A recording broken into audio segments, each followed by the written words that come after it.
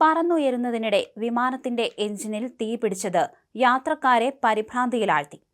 ബ്രസീലിലെ Sao Paulo അന്താരാഷ്ട്ര വിമാനത്താവളത്തിൽ നിന്ന് അമേരിക്കയിലെ അറ്റ്ലാന്റയിലേക്ക് പുറപ്പെട്ട ഡെൽറ്റ എയർലൈൻസിന്റെ DL-104 വിമാനമാണ് എഞ്ചിൻ തകരാറിനെ തുടർന്ന് അടിയന്തരമായി തിരിച്ചിറക്കിയത്.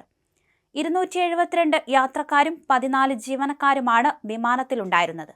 എയർബസ് A330-300 വിമാനം റൺവേയിൽ നിന്ന് ഉയർന്നു പൊങ്ങിയ ഉടൻ തന്നെ ഇടതുവശത്തെ എഞ്ചിനിൽ നിന്ന് തീപ്പൊരികൾ വരികയും നിമിഷങ്ങൾക്കകം എഞ്ചിൻ ആളിപ്പടരുകയും ചെയ്തു. വിമാനത്തിനുള്ളിലിരുന്ന് യാത്രക്കാർ പകർത്തിയ ദൃശ്യങ്ങളിൽ എഞ്ചിൻ കത്തുന്നത് കണ്ട് ആളുകൾ നിലവിളിക്കുന്നതും കരയുന്നതും വ്യക്തമാണ്.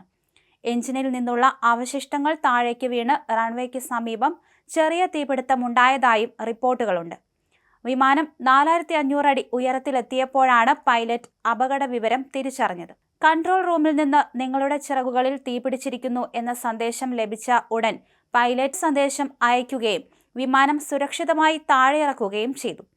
വിമാനത്താവളത്തിലെ അഗ്നിശമന സേനാംഗങ്ങൾ ഉടൻ തന്നെ വിമാനത്തിന് സമീപം എത്തി തീയണച്ചു. വിമാനത്തിലുണ്ടായിരുന്ന ആർക്കും പരിക്കേറ്റിട്ടില്ലെന്നും യാത്രക്കാരെ ബസ്സിൽ ടെർമിനലിലേക്ക് മാറ്റിയതായും ഡെൽറ്റ എയർലൈൻസ് വക്താവ് അറിയിച്ചു.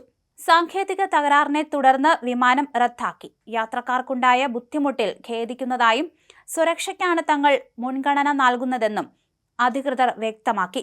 ഏതാനും ദിവസങ്ങൾക്ക് മുൻപ് ന്യൂയോർക്കിലെ ലഗ്വാർഡിയ വിമാനത്താവളത്തിൽ എയർ കനഡ വിമാനം അഗ്നിശമന സേനയുടെ വാഹനവുമായി കൂട്ടിയിടിച്ച് 2 പൈലറ്റുമാർ കൊല്ലപ്പെട്ടിരുന്നു. ഇതിന് പിന്നാലെയുണ്ടായ പുതിയ അപകടം വിമാനയാത്രക്കാരുടെ ആശങ്ക വർദ്ധിപ്പിച്ചിട്ടുണ്ട്.